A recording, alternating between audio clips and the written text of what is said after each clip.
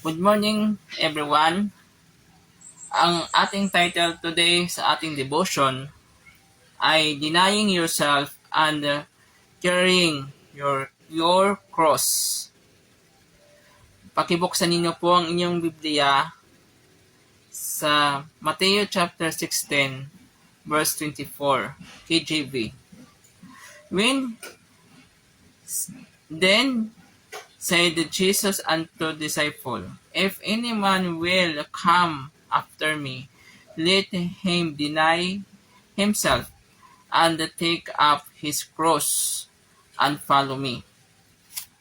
To follow Jesus means putting his will above own desires and being willing to endure hardship for his sake. Luke chapter 9, verse 23. And he said them all, If any man will come after me, let him deny himself and take up his cross daily and follow me. Following Christ is a daily commitment, not a one-time decision. In Luke chapter 14 verse 27, ito po ang sinasabi, And whoever doth not bear his cross and come after me cannot be my disciple. Jesus teaches that true discipleship requires sacrifice and wholehearted decision. Jesus said, Take your cross daily requires sacrifice, perseverance, and unwearying with along the journey. You will encounter many trials, hardship, and live persecution because of your commitment to Him. Malinaw ang pagkasabi dito sa binasa natin ng mga talata sa Biblia. Mula sa Matthew chapter 16 verse 24,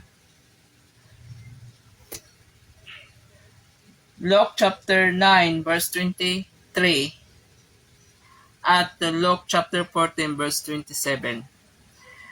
Malinaw ang pagkasabi doon, take your cross, deny yourself, and follow me. Ang pagsunod kay Jesucristo ay hindi madali. Hindi madali ang pagsunod sa Kanya. Una-una, take your cross. Daily, not once, twice, thrice, or one at a time, kundi daily hanggang sa iyong pagwakas ng iyong buhay. Hanggang sa kamatayan, take your cross daily. Kasi sa pagsunod natin kay Jesucristo, marami tayong mahaharap ng mga pagsubok sa ating buhay. At persecution dahil sa pagsunod natin kay Jesucristo. Andiyan ang pagkukutya nila sa atin. Sabi nila, andyan na naman yung mahilig sa Biblia. Word of God na naman, salita na naman ng Panginoon. Boring. Wala na, may iba. Anong mga bago? Marami ang makakaranas o mararanasan natin ng mga pagsubok dahil sa pagsunod natin kay Kristo. Deny yourself. Anong ibig sabihin pag deny yourself? Yung hindi natin ipagmalaki kung ano tayo sa harap ng Panginoon. Kasi sapagkat sa totoo lamang ay hindi tayo wala tayo karapatan na ipagmalaki kung ano tayo ngayon. Porket may alam ka na sa Biblia, alam mo na ang mga verses book by book, chapter by chapter, segment by segment. Mga history mula kay Adan hanggang kay Jesus, hanggang sa mga disciple niya, alam mo na. Pero tanong, ipagmamalaki mo ba yan? No. Kasi isa lang ating ipagmamalaki, si Hesus Kristo na namatay sa cross dahil sa ating mga kasalanan. Yung karunungan natin, hindi natin ipagmamalaki. Kasi ito ay binigay ng Diyos Ama sa atin para ibahagi ang karunungan sa iba. I-share ang Word of God sa iba, hindi ipagmalaki, ipagyabang. Kung mayroon ka ng karunungan sa Biblia, ang karamihan ay pumupunta doon makipagdebate, nakipagtalastasan, karunungan. Hindi. Ang gusto ng Panginoon, daily devotion, pag-aralan ang salita niya, i-apply sa buhay, at i-share sa mga taong nawawala. Yung mga taong